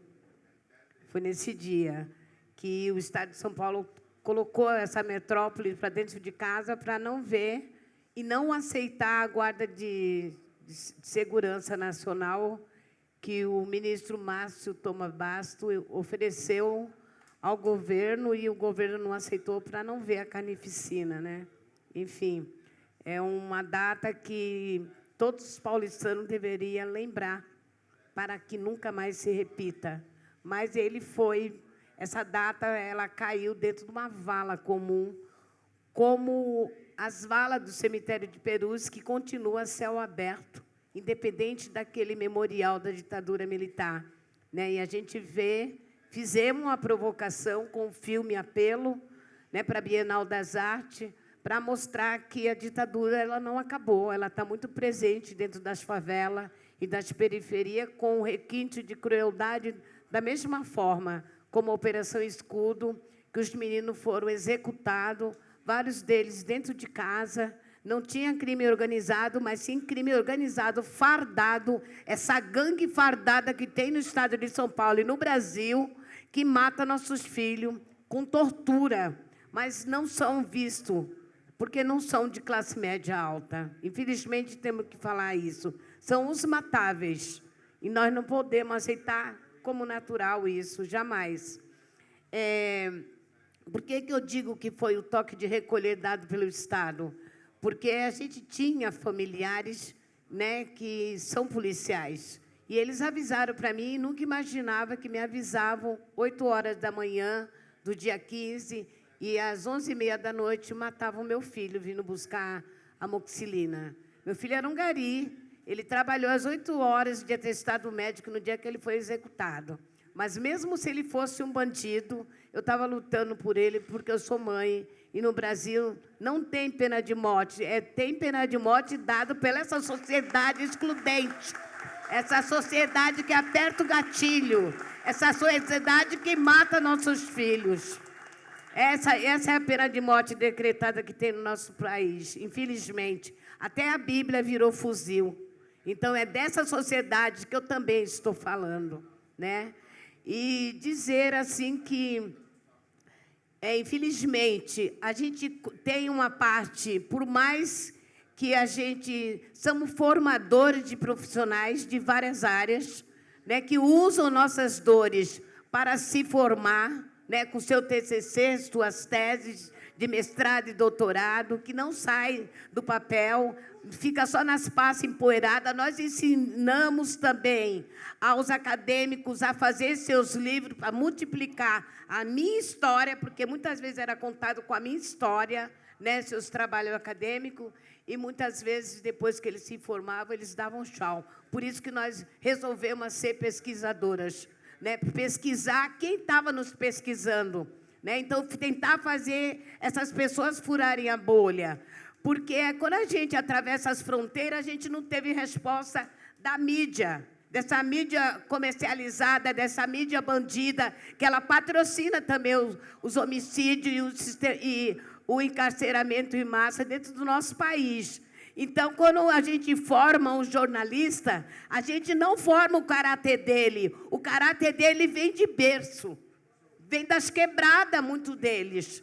Entendeu? E não pode ser escravo de um veículo de comunicação bandida. Eles têm que fazer valer o seu caráter. E essa coragem a gente não dá como mãe, mas a gente cobra. E não cobrar os crimes de maio. Foi para uma vala comum. Por isso que a gente vivemos e vive, até o dia de hoje, na democracia da chacina. Nós vivemos numa democracia da chacina. Porque depois que dos crimes de maio, começou a ocorrer várias chacinas no Brasil. E a nível nacional, porque o vice, né, presidente, que não é meu, esse vice aí, ele transportou para o resto do Brasil o crime organizado aprisionado. A gente fala aprisionados, porque eles estavam todos presos. Né? A gente fomos no Lemo de Brito e a gente vimos menino de lá daqui de São Paulo, preso lá na cadeia de Lemos de Brito. E ele sem saber o que ele estava fazendo lá. Porque nós percorremos, porque eu queria saber o porquê que existia uma organização dessa, que foi criada dentro do sistema prisional, à base dos arregos. O mais violento foi tirar meu filho, mas o mais violento é os arregos, que esse país vive através do arrego. O arrego mata. Ele matou mais de 600 pessoas no espaço de uma semana. E caiu na vala. Arrego a gente não fala só da Secretaria de Segurança Pública, mas de todos. Até da Justiça. Tem os arregos com várias vendas de sentença. Então, eu quero dizer que eu, como mãe, eu vou dizer, eu tenho conhecimento, eu era uma dona de casa, não sou acadêmica, mas a dor fez eu aprender que a bala que mata lá, mata aqui também, em Gaza. Ela mata muito a nossa periferia, a nossa faixa de Gaza. Nós vamos continuar dizendo. Agora, a polícia do Estado de São Paulo, não é só a GCM. A polícia do Estado de São Paulo, ela foi treinada com a polícia de Israel. A gente fomos nos Estados Unidos, que a gente tinha dúvida se a polícia rota era treinada também por lá. Porque a gente sabia, na pesquisa da Anistia Internacional, que a polícia mais violenta do estado do Rio de Janeiro, o BOP, era treinada pela polícia norte-americana. Nós falamos isso no Capitólio. Então, a gente fala com propriedade, que eles também treinam. Então, eu perguntei para os americanos como é que eles conseguiam dormir depois do que eu ia falar. Que os impostos deles matam nós aqui, matam na favela e na periferia os impostos do norte-americano. Então, a gente está falando disso, com propriedade. E dizer que a Operação Escudo, a tecnologia, ela veio para ficar. Na Avenida Paulista tem um escritório de Israel, para poder nos matar com a tecnologia. Agora só tem um resultado, a união, como daqui está falando, pregando a união. Juntos somos mais fortes. Nós queremos mãos estendidas para nós, mas não mão de espinho, porque essas mãos de espinho fiquem para vocês mesmos. Nós precisamos unir, nós precisamos derrubar esse fascismo. Esse fascismo não está só dentro das nossas entranhas, está no meio do cérebro de vocês. Estourem as bolhas. Vamos lutar junto, porque juntos nós somos mais fortes. Eu acredito nisso. Eu acredito nessa união.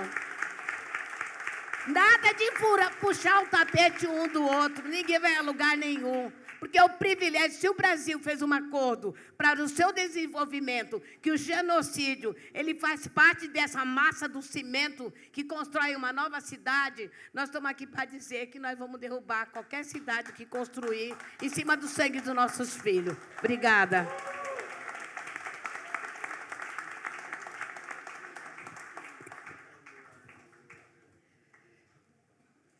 Então, gente, eu...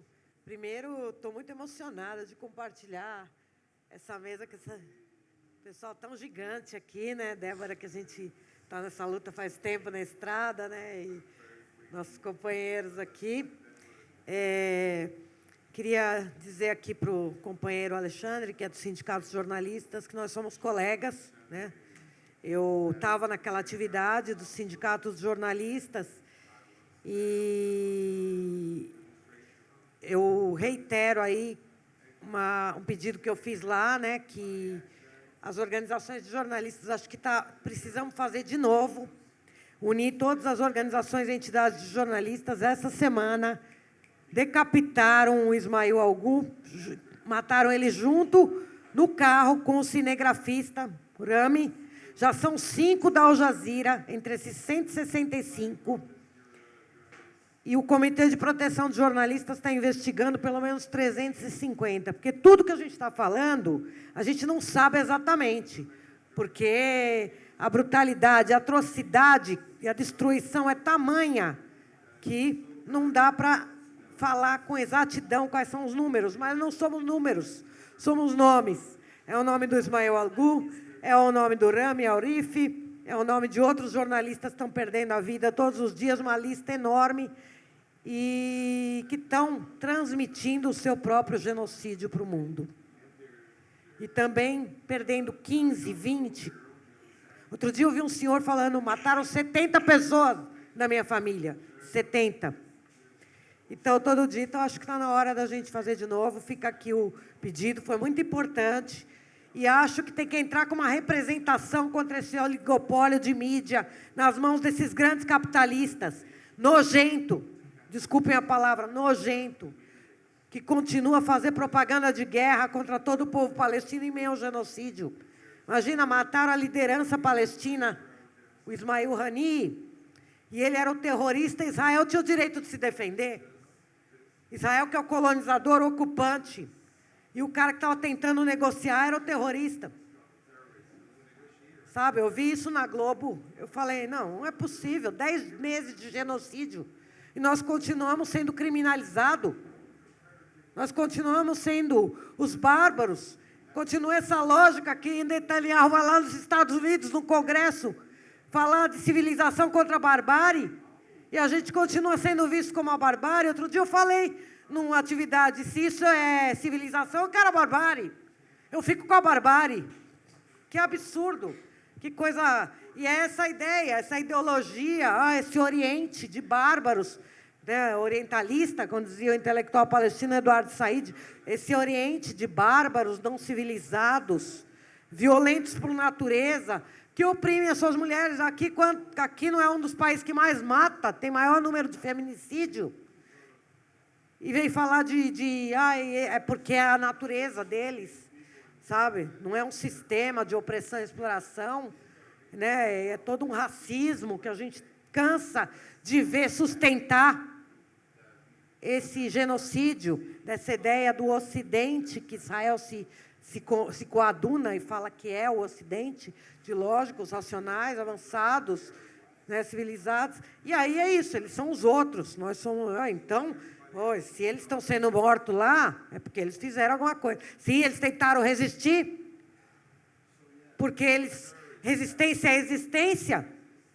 Porque se você está afogando a pessoa, 76 anos, você espera que ela morra afogada, sem tentar se salvar? É um povo vivo e tem esse direito. Então, eu faço também esse pedido, que a gente faça essas ações todas que a gente puder. A gente compartilhou o vídeo do nosso companheiro da Al Jazeera, o Hassan Massoud, denunciando essas mortes desses companheiros dele. Está lá na Frente Palestina São Paulo, no Instagram, Frente Palestina São Paulo Sentiu. Peço para vocês seguirem as nossas campanhas, as nossas ações. Compartilhe o vídeo dele, que ele denuncia a criminalização. O escritório da Al Jazeera foi fechado, ele estava lá, ele teve que ir embora, estava na Palestina, está aqui no Brasil. Foi para os Estados Unidos com visto, não deixaram ele entrar. Então, os jornalistas sendo perseguidos. E, por fim, para terminar mesmo, eu queria pedir para vocês para se somarem à campanha de boicote, desinvestimento e sanções a Israel.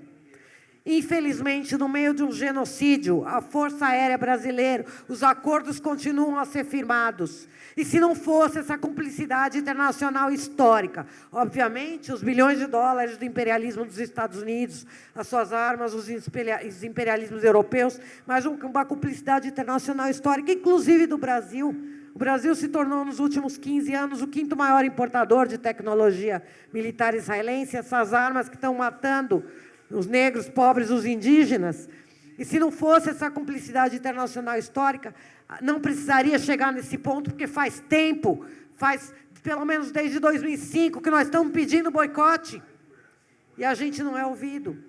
Então, essa cumplicidade tem que acabar. E no meio desse genocídio, ainda firma mais acordo. Acordo para comprar blindado do Exército, pelo Exército. Desculpem.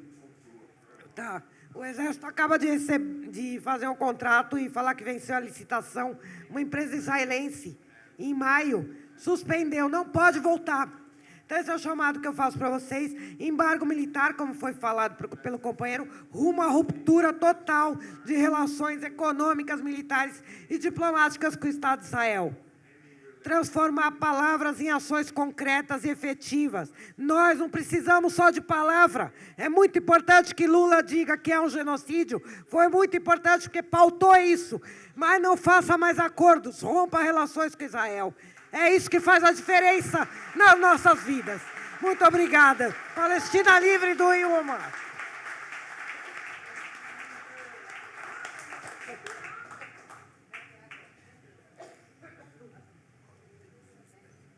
Ok, tá safe.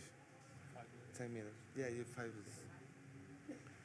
Thank you so much. I'm going to address the question of Vanessa in relation to the media and the journalism sector.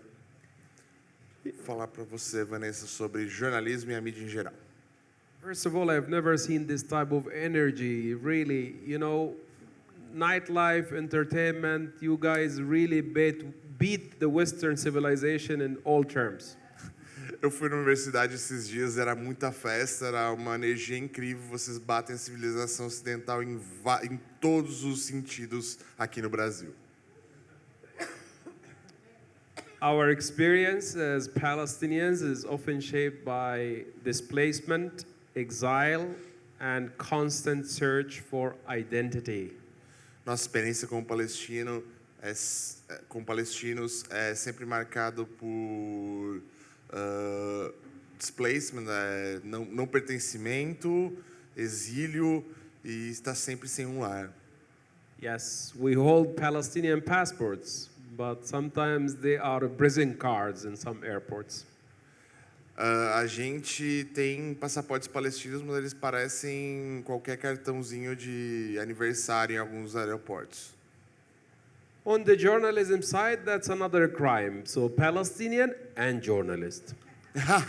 Ser jornalista é um outro crime, ou seja, você é jornalista e é palestino também. It could be worse. You can be Palestinian, journalist, and medical worker. Você poderia ser pior. Você poderia ser jornalista, palestino e medical. E ser um trabalhador médico. But the reality, thanks to social media, it opened a lot of doors. Now you are able to see the situation in the Gaza Strip. It's very unfortunate that it's live massacre, but nobody has excuse. Everybody is able to see it on Instagram, on Twitter, on Facebook, on YouTube. All messages are over there. We could see it, we could not deny it. Graças a Deus, agora pelas mídias sociais, a gente não existe mais como Israel esconder o massacre que ele está fazendo. Você não tem mais a desculpa de falar que você não sabe o que está acontecendo. Você entrar no Facebook, no Twitter, no Instagram, no YouTube, vai estar lá esse genocídio ao vivo. But we are missing the role of the traditional media, and as Vanessa said, the new media role that can filter the news and verify the information that we absorb and consume. A gente precisa filtrar o tipo de informação que a gente absorve e consome. A gente não pode ficar só consumindo a grande mídia porque nem sempre ela está falando a verdade. It would have been nice if we get international journalists to go into Gaza, but let's be clear, Israel has not allowed internationals to go into Gaza with the exception of one case, and I'm going to tell you. Israel, seria muito, muito importante que jornalistas internacionais de outros países pudessem estar em Gaza, mas infelizmente isso não pode acontecer porque Israel não deixa ninguém entrar em Gaza, especialmente algum jornalista estrangeiro, exceto um caso, one case, who? In one case that I'm going to tell you now. Então, de um caso que eu vou contar para vocês agora. The Israelis, of course, they don't allow international media to come into the Gaza Strip, so what they have done is a new way of bringing one or two journalists to go into Shifa Hospital and to show that there is a command center underneath the Shifa Hospital. Eles não deixam nenhum tipo de jornalista entrar em Gaza de nenhuma maneira e passar por nenhum lugar. Então, a única exceção que eles abriram é levar um ou dois jornalistas estrangeiros para o hospital de Al-Shifa para mostrar que tem um sistema de comando da resistência palestina lá.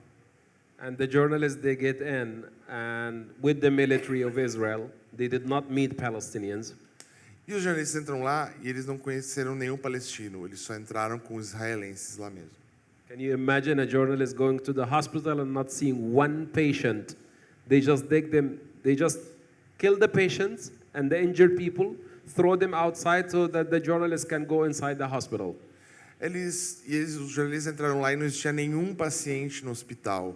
Eles mataram todos os pacientes, jogaram todos para fora e aí finalmente foram fazer os jornalistas visitarem o hospital.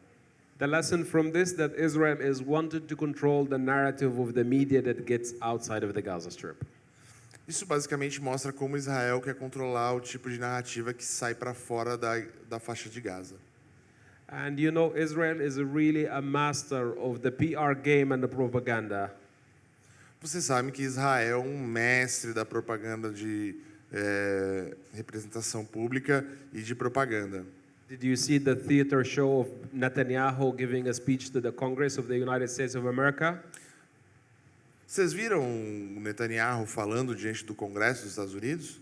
That's exactly one example of how the PR, media industry, and propaganda is legitimizing the occupation and pretending as nothing happens. Isso é uma amostra perfeita de como o sistema de propaganda de Israel quer dizer que nada está acontecendo, está tudo certinho na faixa de Gaza. So the media outlets, what we need is really to see more form of new journalism and to allow journalists to get the type of training that they require so that they can be amplifiers and voices of a change. A gente precisa treinar novos jornalistas para que eles sejam amplificadores das vozes de mudança e que eles não repitam as mentiras de sempre, por exemplo, que acontece em Israel. But before that, we need to decolonize journalism as one step and to act with journalists as journalism is not a crime. Primeiro, a gente precisa descolonizar o jornalismo. Esse é o primeiro passo. E o segundo passo é que as pessoas entendam, fazer jornalismo não é um crime. And we need also to give hand and possibly to translate the Palestinian content into other languages that are not possible to reach people otherwise. E a gente precisa conseguir aprender a traduzir o que a gente está falando na Palestina, nós palestinos, para chegar em mais e mais gente que não conseguiriam ter acesso a isso de qualquer outra maneira. Então a gente precisa traduzir e mostrar para as pessoas.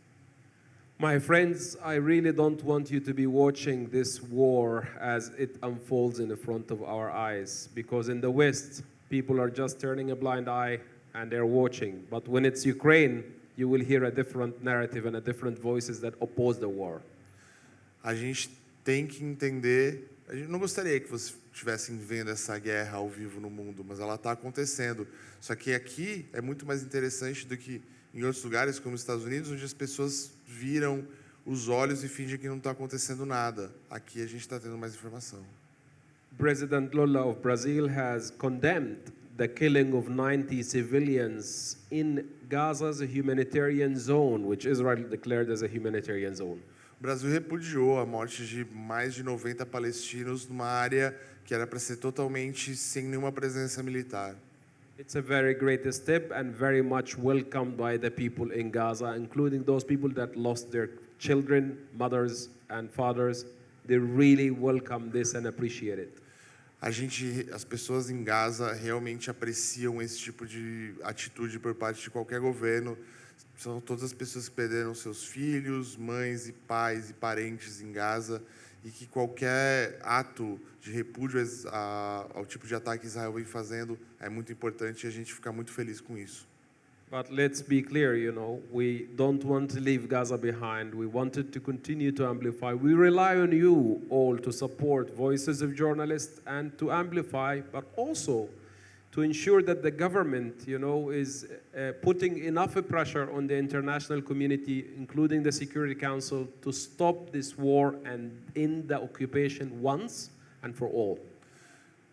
A gente conta muito com vocês, jornalistas, mas não só jornalistas, para contar a nossa história, mas também para botar pressão nos governos, porque a gente precisa que o sistema internacional force Israel a acabar com essa guerra de uma vez por todas. Because somebody said something in the part of the questions and answer where Gaza is a lab, actually, and if we don't act now, we don't know what's going to be becoming the next country that's going to become the new Gaza.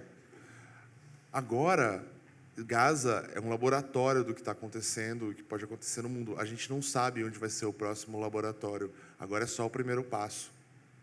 It's very difficult to argue when the Palestinian text that we are having, For example, I wrote for the New York Times I wrote for the BBC, and I have been in many international media outlets. There is a lot of compromise that you have to take so that you can get to the stage to address the international audiences. Eu trabalhei já para o New York Times, para a BBC, e a gente tem um monte de concessões que a gente tem que fazer para poder ter nossas vozes ouvidas em veículos como esses. The terminology that's used by Western media is disgusting, the least to say. A terminologia que eu gostaria de usar sobre a mídia internacional é nojenta. And let's be very clear, that terminology is really normalizing the suffering of one side, but when it comes to Ukraine, it's the total opposite. Essa terminologia mostra apenas um lado e quando é o outro, não se fala mais nada sobre. Yeah. Thank you so much. Muito obrigado.